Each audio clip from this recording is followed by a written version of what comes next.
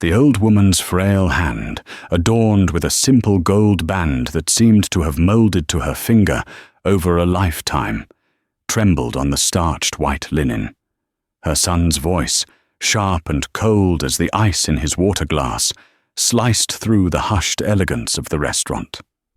And Amelia Flores, 22 years old and 3 months behind on her student loan payments, had only a heartbeat to decide if her job was worth more than the soul of the woman sitting before her. What she chose to say next would either see her blacklisted from every fine dining establishment in New York City or ignite a firestorm of emotion that would ultimately be witnessed by millions. The silence that descended upon Aurelia, a Michelin-starred sanctuary of modern French cuisine in Tribeca, was not its usual reverent quiet. The normal Aurelia silence was a tapestry woven from the gentle clink of Christopher silverware, the murmur of discreet conversations, and the sigh of a sommelier pouring a vintage Bordeaux. This new silence was a vacuum. It was heavy, suffocating, and charged with a brutal, public humiliation. At table 7, the best in the house with its commanding view of the city lights, the tension was a physical entity. Anissa Al-Jamil, 73, sat with a posture of perfect, painful stillness.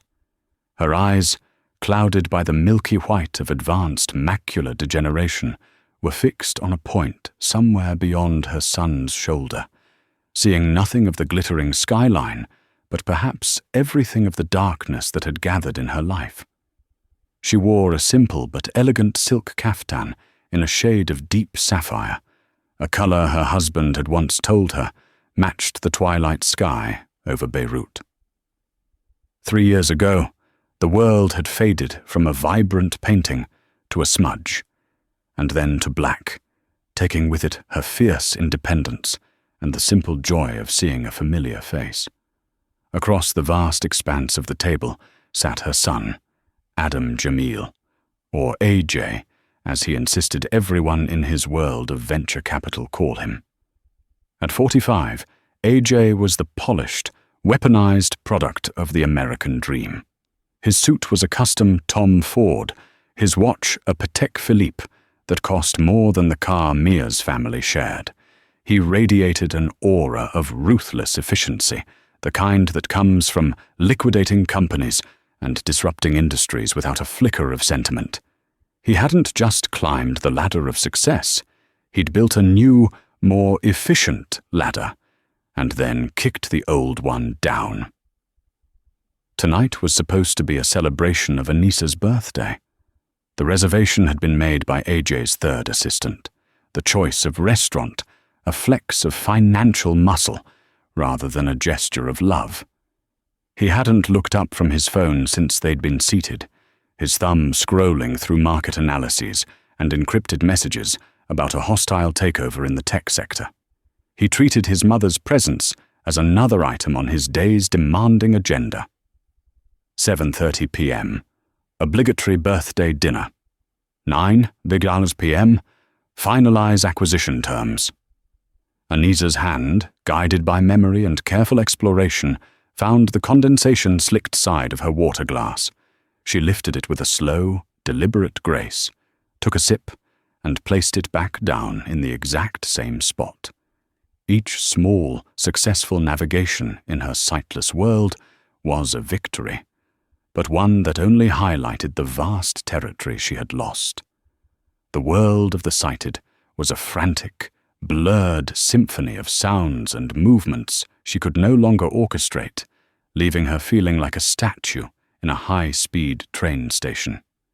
From her station near the service bar, Amelia Mia Flores watched table 7 with a knot tightening in her stomach.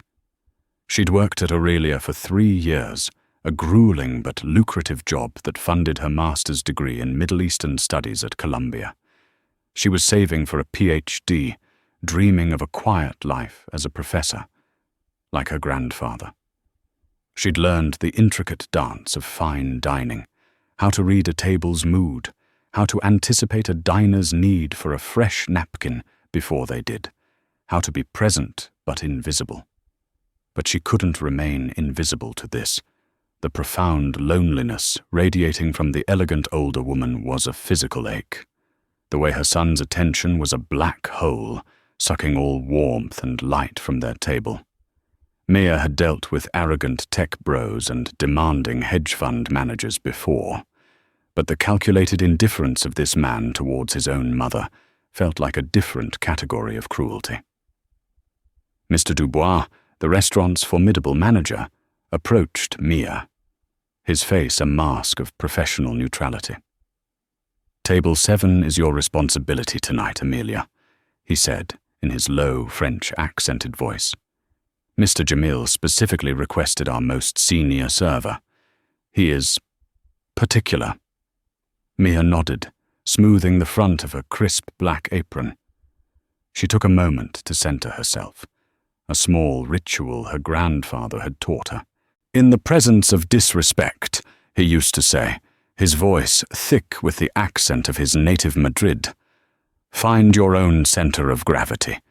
Do not let them pull you into their chaos." In her family, a mix of Spanish intellectualism and pragmatic Mexican resilience, respect for one's elders was the bedrock of existence. Looking at Anissa al-Jamil, Mia felt a pang of memory. Her own abuelo, a brilliant linguistics professor, had spent his last years fighting a losing battle with Parkinson's, his body betraying his still sharp mind. She remembered the frustration, the loss of dignity, the way the world began to treat him as a child. She tucked a stray strand of dark hair behind her ear and picked up her notepad. But as she did, her fingers brushed against the small, worn paperback she always kept in her locker, a collection of poems by the 10th century Arab poet Al-Mutanabbi. Her grandfather had given it to her, inscribing the inside cover in flawless Arabic script. "For my Amelia, who understands that language is the soul's geography." She had no idea, as she approached the cold, silent war zone of Table 7, that her grandfather's gift was about to become both a weapon and a bridge. She didn't know that this night would unravel careers, mend a broken family, and challenge the very definition of value in a city that worshipped the dollar above all else.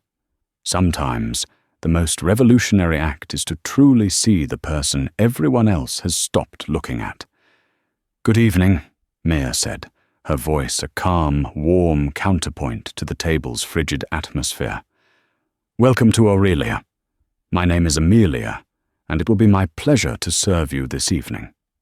AJ offered a dismissive flick of his eyes, a micro-gesture of acknowledgement, before returning to his phone. Anissa, however, turned her head precisely toward the sound of Mia's voice, her expression lifting with a faint, fragile hope. Finally, AJ set his phone down with an audible click. His eyes, the color of wet slate, performed a swift, brutal calculus on Mia, the same way they might assess a company's balance sheet for weaknesses. There was no warmth, no greeting. He gestured with a sharp, impatient motion toward his mother. "My mother is blind," he stated, the words delivered with the emotional resonance of a weather report. "She can't read your pretentious menu. You will need to explain every dish to her, every single ingredient, every technique. And I want it done in perfect classical Arabic. Not that street slang from Beirut. I want the formal, literary language. My father insisted she learn it. Let's see if she remembers." The demand hung in the air, stunning in its specific cruelty. It wasn't a request for assistance. It was a test, a trap, a way to simultaneously belittle his mother's heritage and expose the waitress as inadequate. Anissa's face, which had held a flicker of hope, crumpled. A deep, painful blush spread across her cheeks. "Adam, please," she whispered, her voice barely audible. "That's not necessary. This young lady is busy. I will just have the salmon." "No, mother."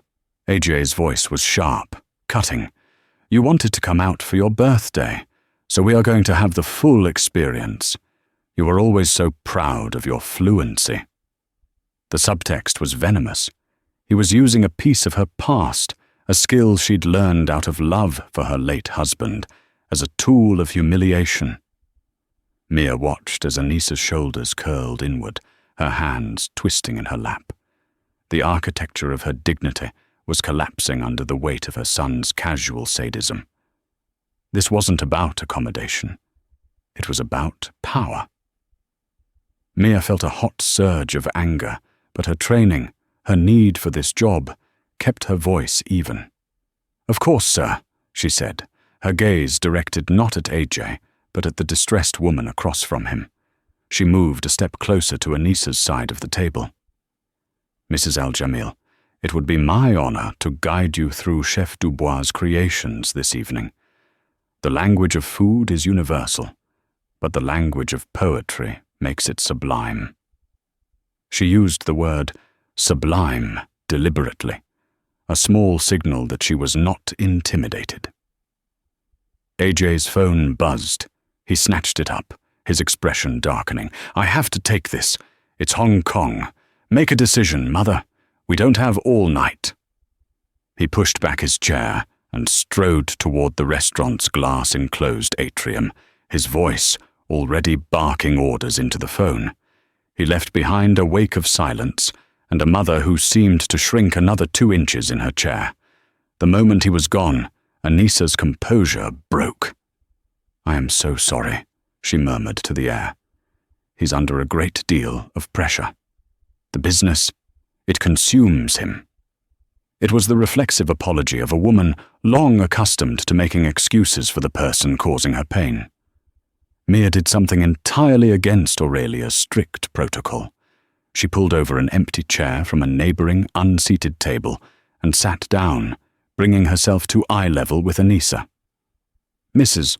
Al-Jamil," Mia said, her voice soft but firm, "you have absolutely nothing to apologize for. Your son may have a conference call, but you and I have a menu to explore. There is no rush. This time is for you." Anissa turned her face toward Mia, and for the first time, a genuine, unguarded emotion surfaced. Curiosity. "He asks you to speak in Arabic. Can you?" "Yes, ma'am," Mia smiled, though she knew Anissa couldn't see it. "My grandfather was a professor of Semitic languages. He believed classical Arabic was one of the most beautiful forms of human expression. He taught me to read the Quran and to recite al-Mutanabbi before I could properly conjugate verbs in Spanish." A small, incredulous laugh escaped Anissa's lips. It was a rusty sound, as if it hadn't been used in a long time. "Al-Mutanabbi. My husband, Yusuf, he used to read his poems to me.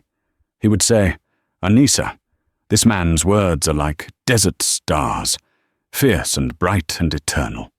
She trailed off, a shadow passing over her face. Yusuf was from a small village in the Lebanese mountains. He loved his heritage. "Adam, AJ, he thinks it's something to be ashamed of, something to be left behind." Mia saw the whole story in that one painful admission. A son desperate to shed his immigrant roots, seeing them as a liability in his cutthroat world. A mother left, clinging to the memories he was so determined to erase.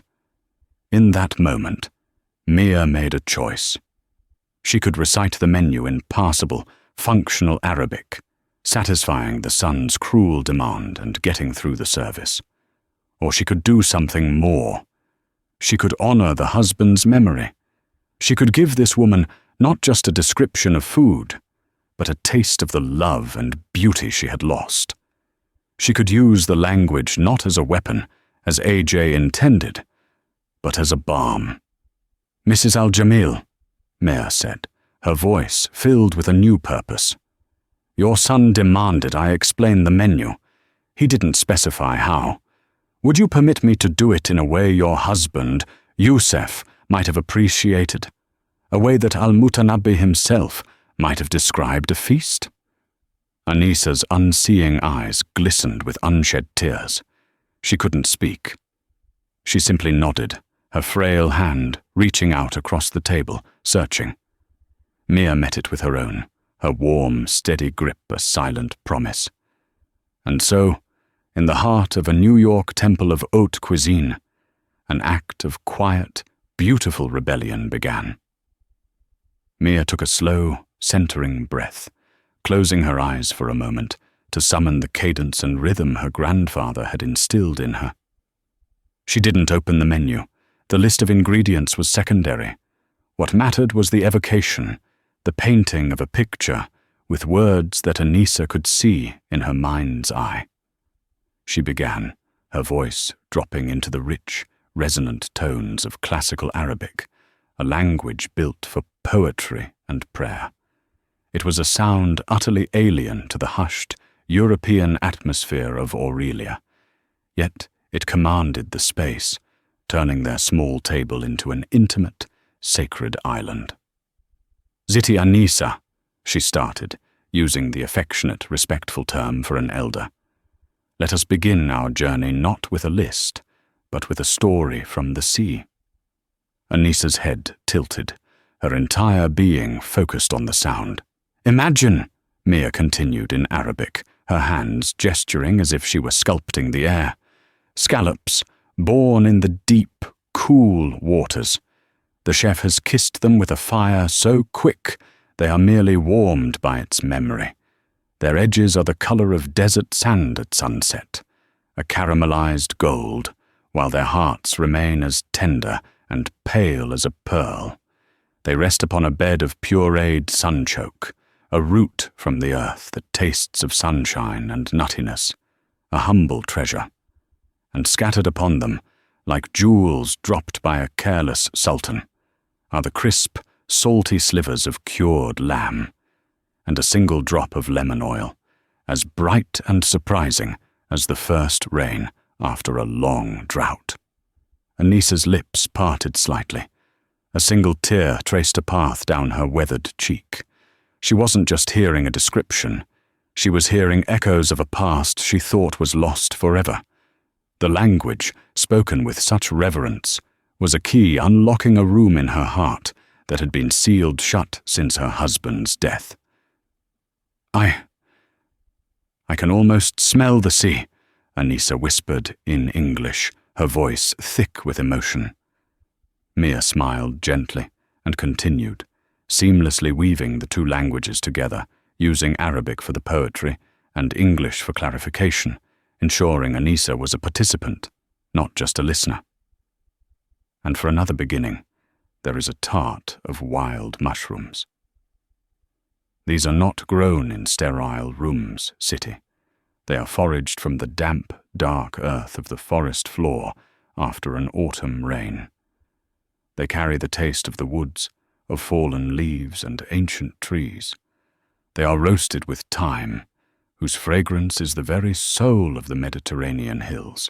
All of this is held within a shell of pastry, so flaky and buttery, it shatters at the slightest touch, like a lover's promise whispered in the dark."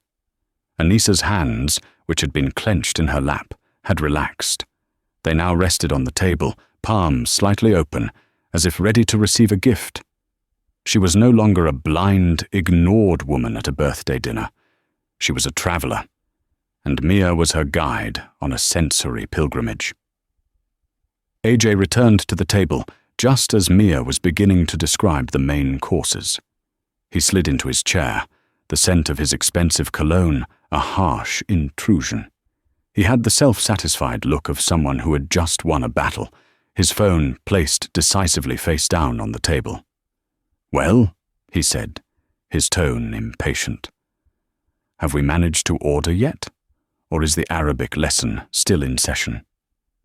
He looked from Mia to his mother, a smirk playing on his lips, expecting to find them flustered and defeated.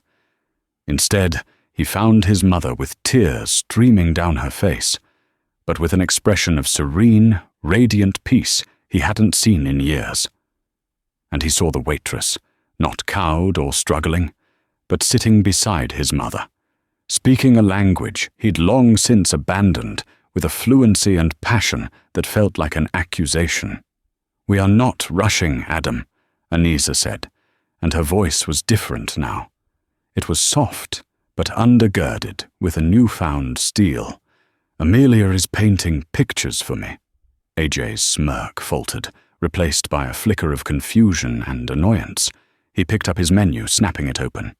"Fine, I'll have the Wagyu. Rare."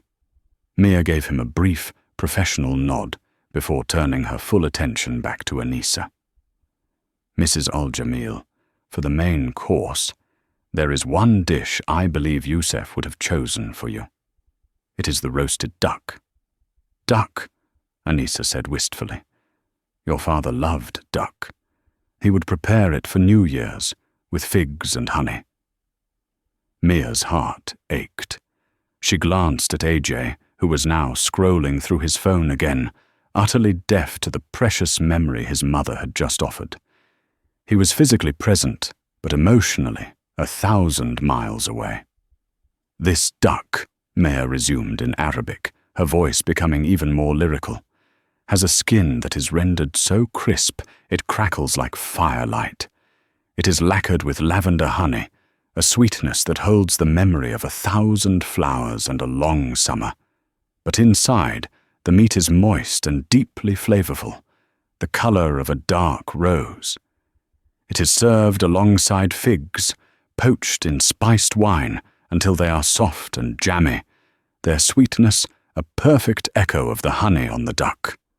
And to balance this richness, there is a puree of celery root, earthy and clean, like the smell of a freshly tilled garden. It is a dish of contrasts, Siti Anissa, sweet and savory, crisp and tender, like life itself." "Stop," Anissa said, her voice choked. Mia froze, a wave of panic washing over her. Had she gone too far? Had she misread the situation entirely? But Anissa was smiling, a real, genuine smile that reached her clouded eyes and transformed her face. "I will have that. The duck. I must have it." She reached out and her hand found Mia's. "Thank you, my dear. You have given me back a piece of my husband tonight. You have given me back color." Mia's own eyes welled up. She excused herself to place the orders, her mind reeling. At the kitchen pass, she spoke quietly to the head chef, a notoriously temperamental genius named Jean-Pierre. She didn't explain the whole situation, only that the woman at table 7 was blind and that the duck held a special significance for her. Chef Jean-Pierre, a man who usually communicated in grunts and curses, listened intently. He looked out through the pass at the elegant, crying woman and her cold, distant son. He simply nodded. "Pour la dame," he said quietly. "Ce sera parfait, for the lady. It will be perfect." When Mia returned with the bread service, AJ was on his phone again, this time with earbuds in, pacing near the window and discussing valuations in a low, aggressive tone. He was a ghost at his own mother's table. Mia leaned close to Anissa, ignoring the man entirely. "Siti Anissa, may I describe the bread?" Anissa's face lit up. "Please." "In front of you is a sourdough. Its crust is dark and hard, and when you break it, it will sing to you. Inside, it is soft and tangy. To its left, a small brioche, as yellow as butter and as light as a cloud, tasting faintly of sweetness.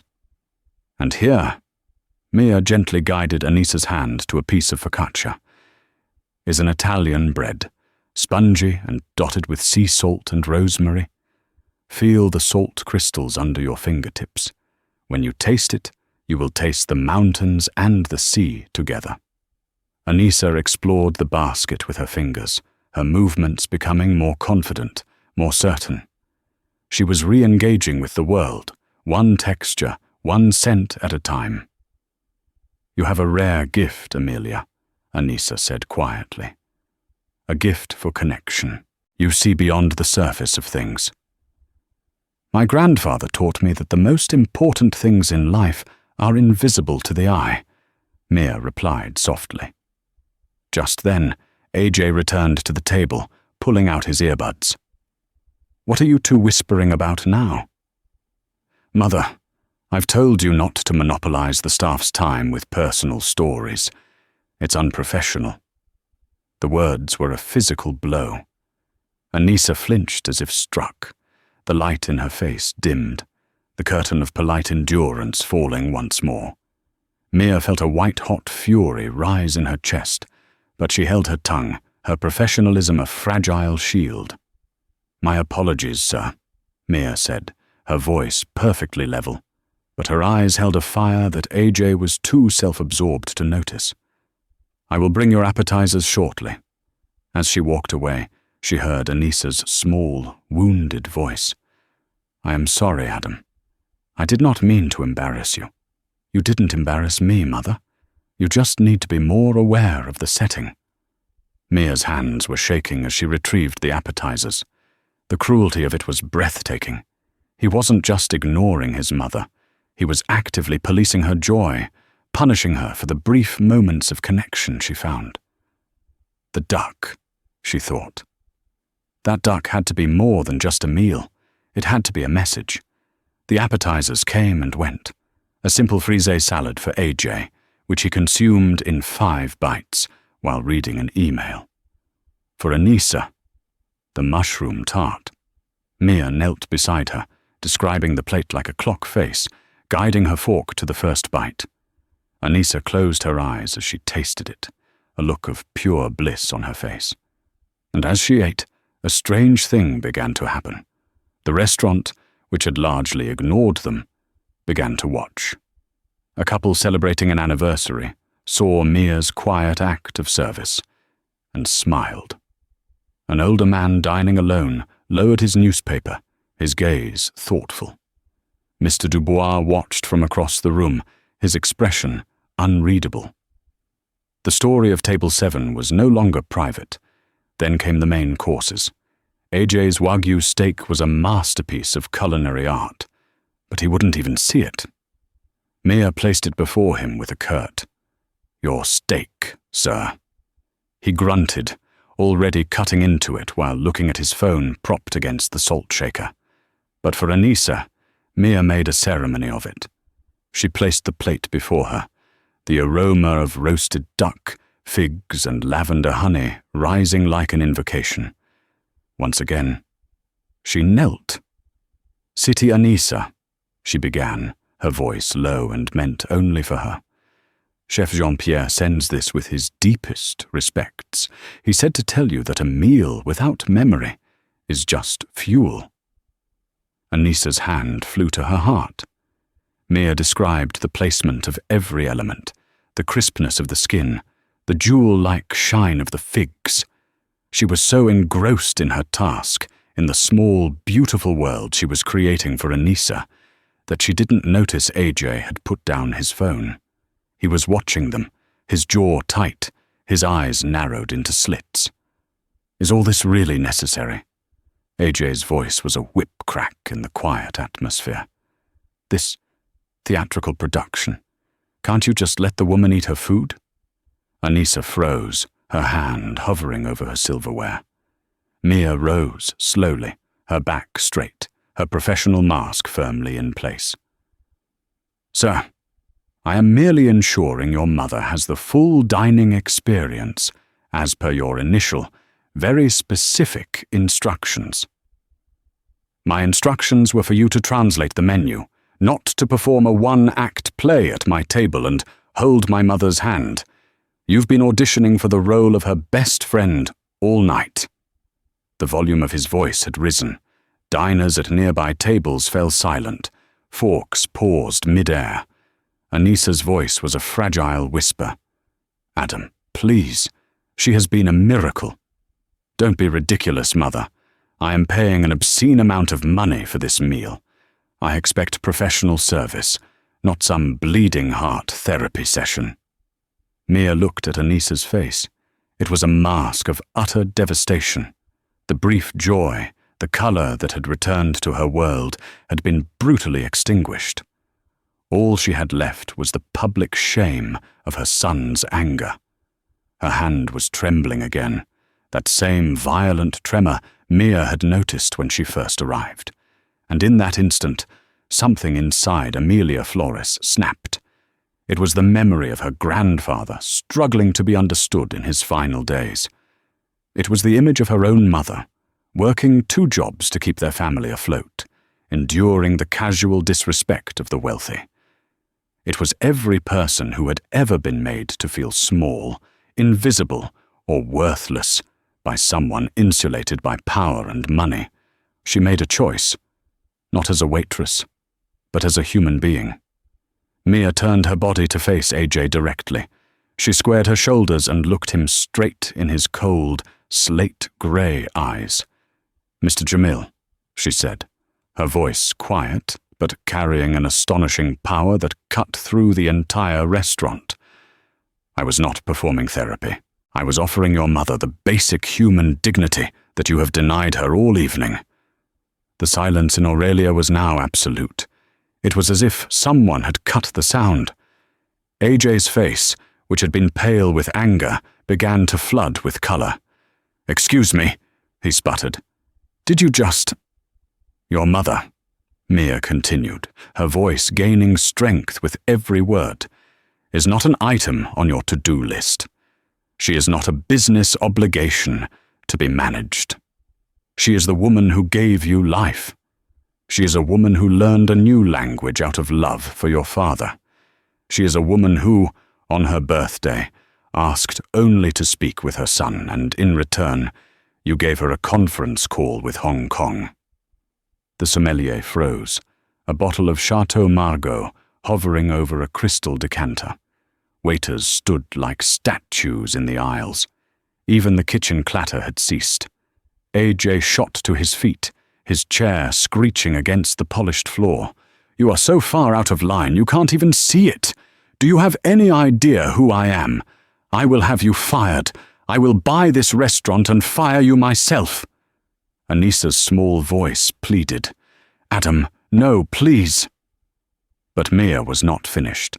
The dam of her restraint had broken, and years of swallowed indignities came rushing out in a torrent of clear, cold truth. "Oh, I know exactly who you are, sir," she said, her voice ringing with conviction. "You're AJ Jamil. You're a titan of venture capital. Your picture was in Forbes last month, under the headline, 'The Disruptor.' You've built an empire by breaking things. But in your rush to disrupt everything, you've forgotten what's actually valuable." AJ was momentarily stunned into silence by her knowledge of his career. "I see a man," Maya went on, her gaze unwavering, "who can calculate the value of any company on Earth to the 10th decimal point, but cannot see the value of the woman sitting right in front of him. I see a man who uses his father's language as a weapon to humiliate his mother, when for her it is the sound of love. You have amassed a fortune, Mr. Jamil. You can buy anything you want, but you are bankrupt in the only currency that matters." "And what the hell is that?" AJ hissed, his face inches from hers, his voice shaking with rage. Maya glanced at Anissa, who was now weeping openly, her hands covering her face. But these were not the silent, shamed tears of before. These were tears of catharsis, of release. Mia looked back at AJ, her own eyes shining with a fierce, righteous fire. "Decency, Mr. Jamil," she said, the words landing like stones in the silent room. "You're bankrupt in decency, in kindness, and in love, and no amount of money in the world can buy that back for you." A gasp rippled through the restaurant. The confrontation had reached its peak, a tableau of raw, unfiltered emotion in a place designed for carefully curated perfection. AJ stood there, trembling with a fury that had nowhere to go, exposed and judged not by a business rival, but by a 22-year-old waitress who had dared to speak the truth. Anissa sat at the center of the storm, her sobs the only sound in the vast, echoing silence. And Mia stood her ground, her heart pounding like a drum, knowing she had just detonated her own life, but feeling, for the first time in a long time, completely and utterly free. The silence that followed Mia's final words was profound, a shared, collective intake of breath from every corner of the room. A.J. Jamil, a man used to dominating every room he entered, stood utterly defeated. The armor of his wealth and power had been pierced, not by a corporate raider, but by a simple, unassailable truth. His face was a canvas of conflicting emotions, incandescent rage, stark disbelief, and a flicker of something he would never admit to: shame. You are finished," he finally managed to stammer, but the threat lacked its earlier venom. It sounded hollow, the bluster of a king suddenly stripped of his robes. "That is quite enough." The voice was calm, measured, and carried an authority that instantly commanded more respect than AJ's tantrum. All heads turned toward the source. Mr. Dubois, the manager, who had approached the table, his face an unreadable sculpture of professional composure. Beside him stood a woman of about 60, her silver hair styled in an elegant chignon, her bearing regal. It was Madame Hélène Dubois, the owner of Aurelia, a legend in the New York culinary scene who rarely made an appearance on the dining floor. "Madame Dubois," AJ began, attempting to regain control, "your employee has just—" "I heard everything, Mr. Jamil," Madame Dubois interrupted, her voice soft but lined with steel. "As did everyone else in this restaurant. My employee, Amelia, did something tonight that went far beyond the call of duty. She did not just serve your mother a meal. She served her compassion. She served her dignity. These are two things that, it appears, were not on your menu." AJ opened his mouth, then closed it. He was out of his element, facing an authority his money could not sway. "You are, of course, welcome to buy my restaurant, Mr. Jamil," Madame Dubois continued, a ghost of a smile touching her lips. "It is not for sale, but I am sure for a man of your resources, that is a minor obstacle. However, you will not be firing Amelia. In fact, after what I witnessed tonight, I am considering giving her a promotion. We could use more people with her character and courage." Then, something extraordinary happened. The couple at the anniversary table began to clap. It was a slow, deliberate applause. Then the older man, dining alone, joined in. Within seconds, a wave of applause swept through Aurelia. It was not loud or raucous, but a steady, rolling thunder of support. Diners stood from their tables, their faces turned not to the billionaire, but to the young waitress who stood trembling by the table. The applause was a verdict. In the court of public opinion, in this small, gilded room, judgment had been passed. Through it all, Anissa continued to weep, her shoulders shaking. But now, slowly, she lowered her hands from her face. Her tear-streaked face was not one of humiliation, but of a profound, earth-shattering release. AJ looked around at the applauding diners, at the unyielding face of Madame Dubois, at the waitress who had dismantled him, and finally his gaze fell upon his mother.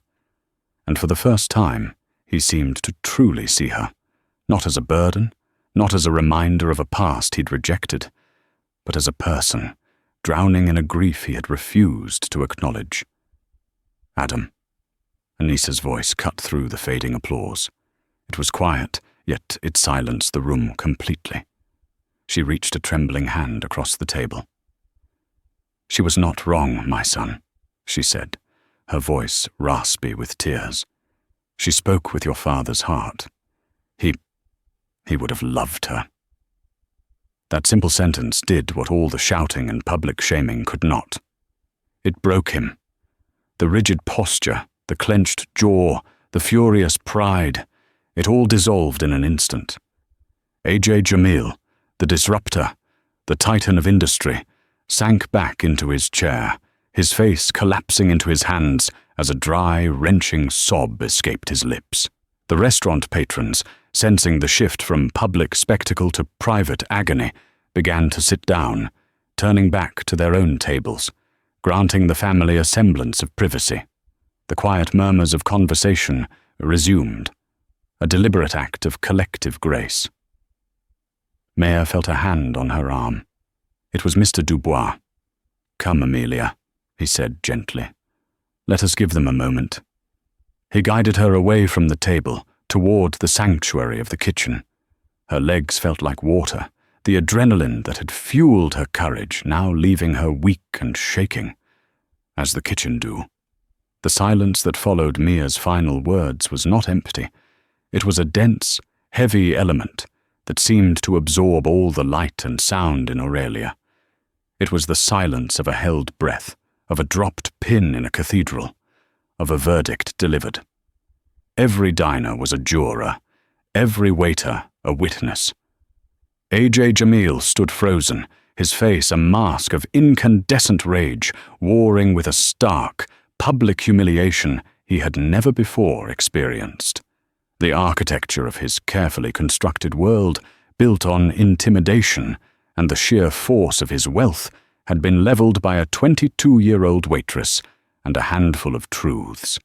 He opened his mouth, a reflexive gasp for the authority that had always been his oxygen, but no sound emerged. His power in this room had vanished. "That will be all." The voice, belonging to Madame Hélène Dubois, was not loud, but it possessed a quiet gravity that sliced through the tension. She had materialized beside the table, a figure of immaculate and unassailable grace. Her presence was a signal that the spectacle was over. "Mr. Dubois," she said, her eyes never leaving AJ's, "please see to our other guests. Their evening has been interrupted."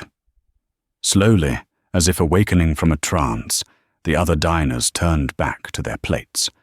The low murmur of conversation hesitantly resumed, a deliberate collective act of granting the fractured family at table 7 a sliver of privacy. Madame Dubois then turned her gaze, cool and appraising, to Mia. "Amelia, the kitchen, if you please." It was not a reprimand, nor was it a dismissal. It was an order, a temporary retreat from the battlefield. Mia nodded, her body feeling strangely disconnected from her mind. As she turned to leave, her eyes met Anissa's. The old woman was no longer weeping.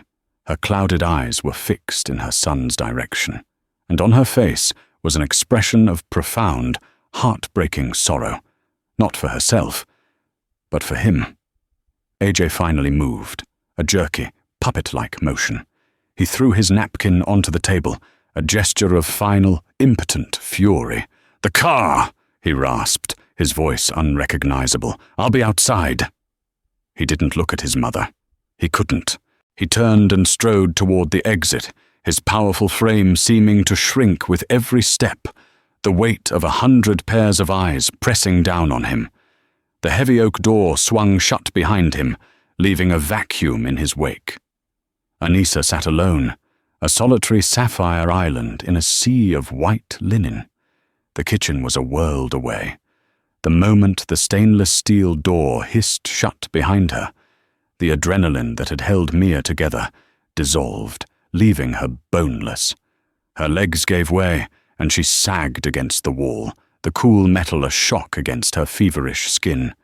The controlled chaos of the dinner service swirled around her. The clang of pans, the hiss of the grill, Chef Jean-Pierre's barked commands in French, but she felt cocooned in her own roaring silence.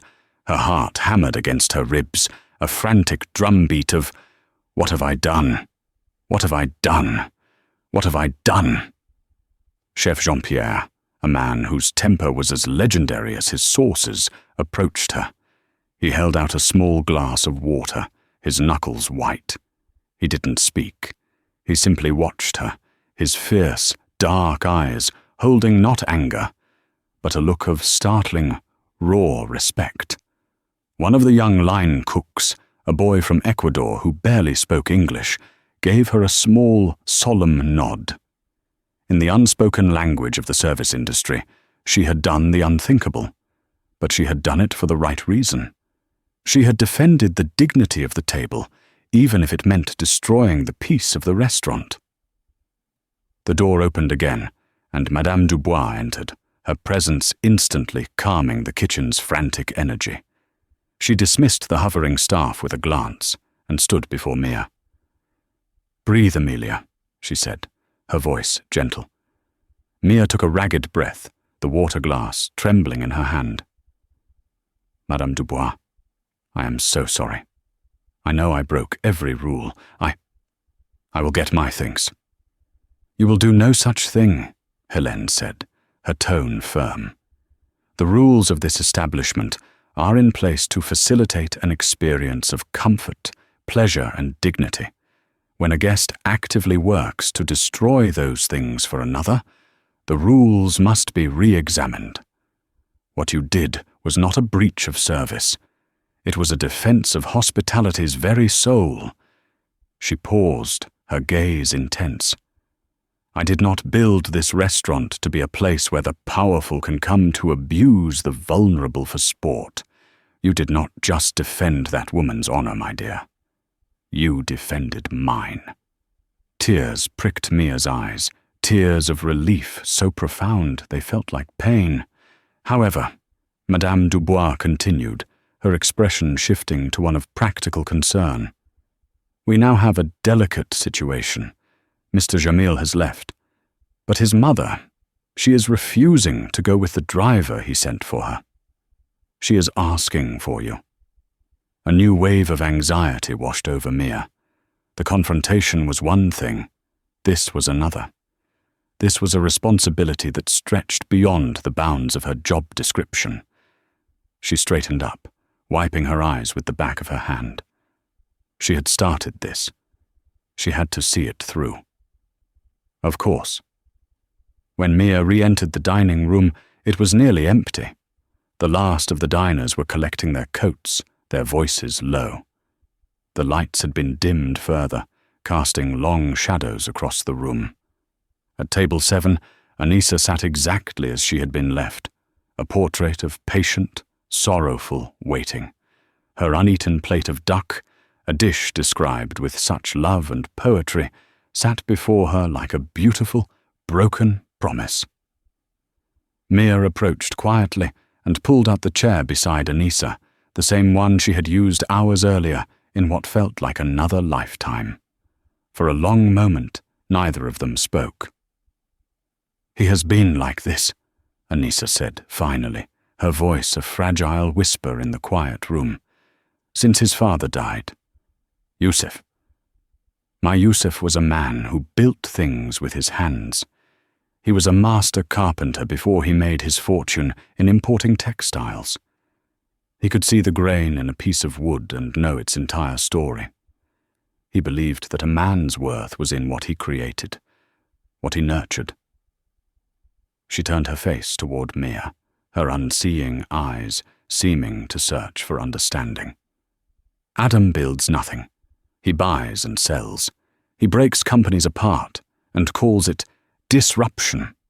He thinks his father's world, our world, was small, sentimental. He is so afraid of that sentimentality, that softness, that he has tried to carve it out of himself. And out of me." "I'm so sorry," Mia said, the words feeling utterly inadequate. "Do not be sorry," Anissa said, a flicker of her newfound strength returning. "Tonight, you held up a mirror. I think, for the first time, my son saw his own reflection, and it frightened him." She reached out, her hand finding Mia's on the table. Her skin was cool, her grip surprisingly firm. "You have your grandfather's spirit, the one who taught you the language of the soul. Tell me about him." And so, in the deserted, opulent dining room of Aurelia, As the staff quietly cleared the surrounding tables, Mia spoke. She told Anissa about her abuelo, the linguistics professor from Madrid who fell in love with a girl from Oaxaca. She spoke of his passion for ancient texts, his belief that every word was a fossil containing a universe of human history. She described how, in his final years with Parkinson's, when his body failed him, he would have Mia read to him for hours, Rumi, St. John of the Cross, and always Al-Mutanabbi. Language was his last refuge, the one place his dignity remained intact. Anissa listened, her head bowed, her hand clasping Mia's. When Mia finished, Anissa squeezed her hand. "Your grandfather gave you a great gift, Amelia, the gift of seeing what is essential.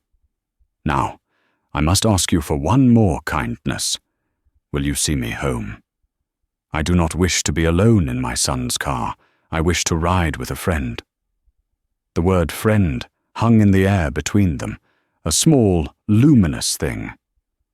Mia felt the last of her professional boundaries dissolve. "It would be my honor, City Anissa."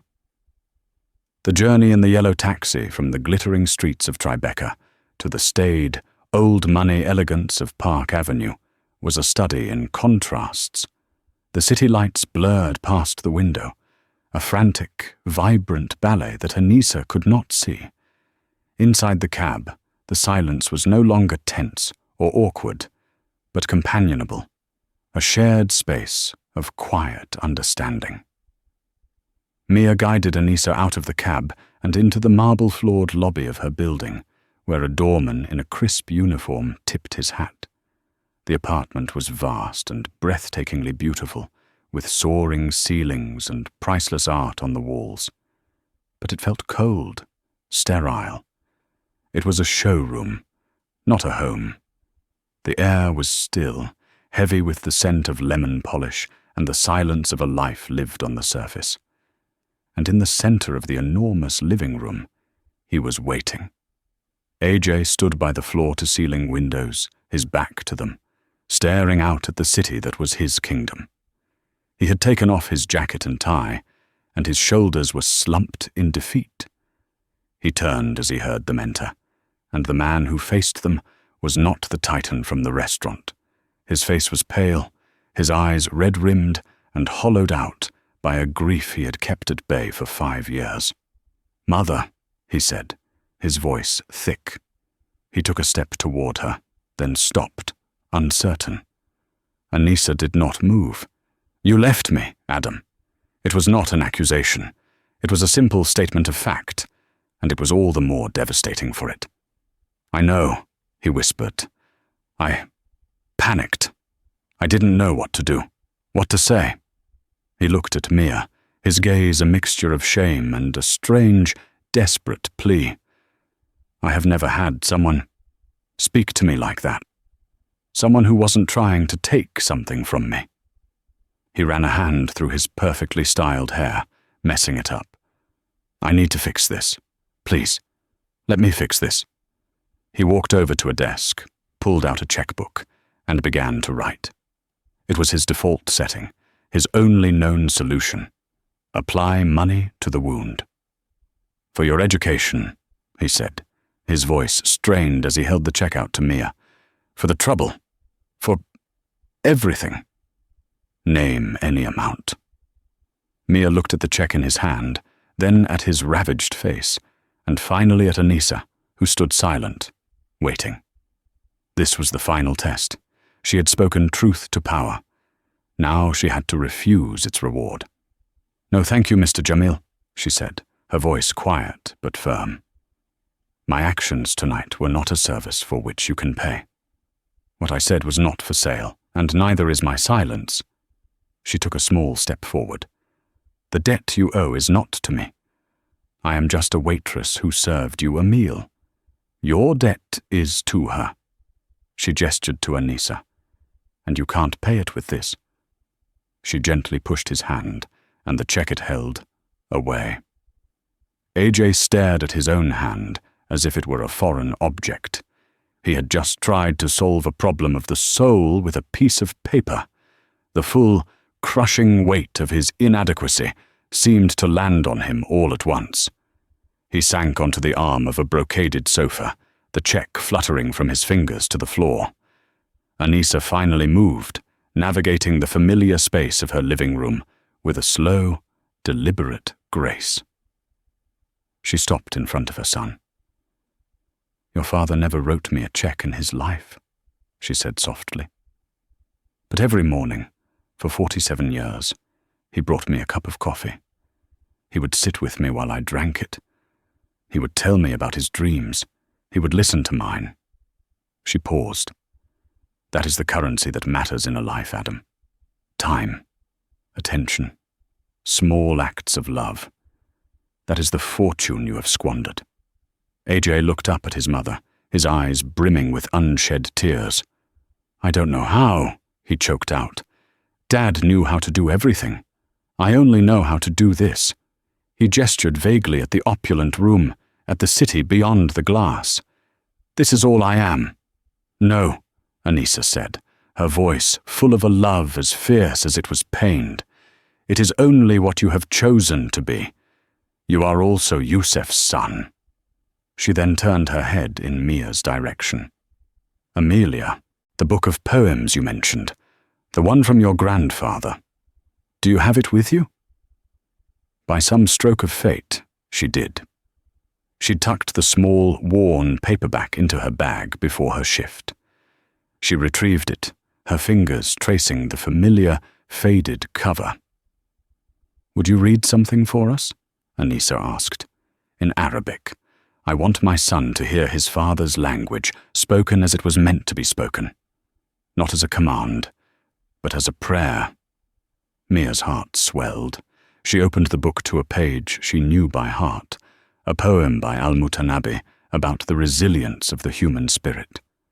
She moved to stand near a lamp, the warm light falling on the page, and she began to read. Her voice, clear and melodic, filled the silent, cavernous room. The ancient, poetic Arabic flowed from her, a river of sound that spoke of deserts and stars, of loss and love, of the enduring strength of the soul against the tyranny of the world.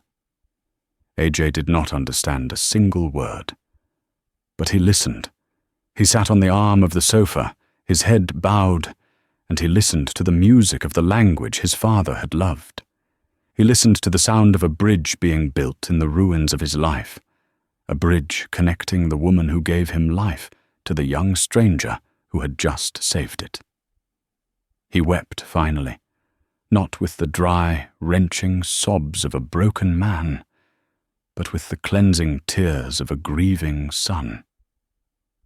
Anissa stood beside him, her hand resting on his shaking shoulder, her face turned toward the sound of the poetry, a look of serene, painful, and beautiful grace upon her features. The healing had begun. It would be a long and difficult journey, but for the first time in 5 years, they were no longer on opposite shores.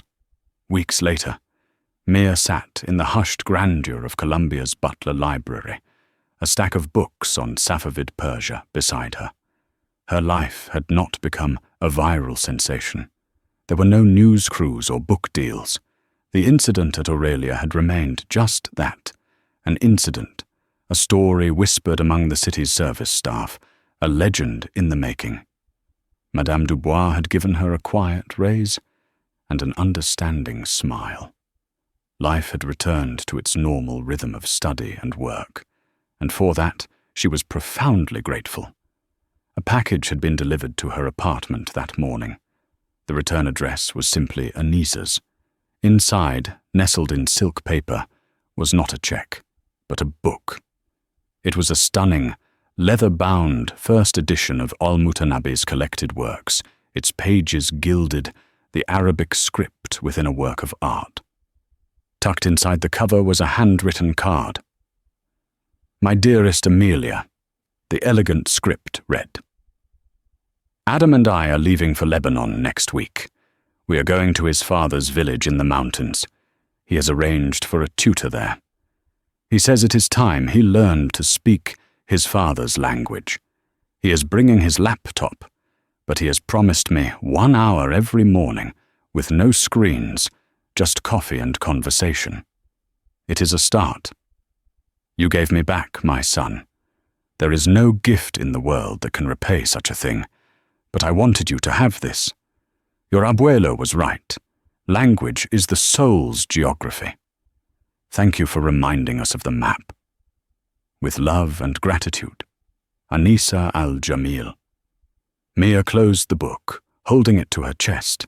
She looked out the grand arched window of the library, at the students crossing the quad, each one living their own complex, unseen story.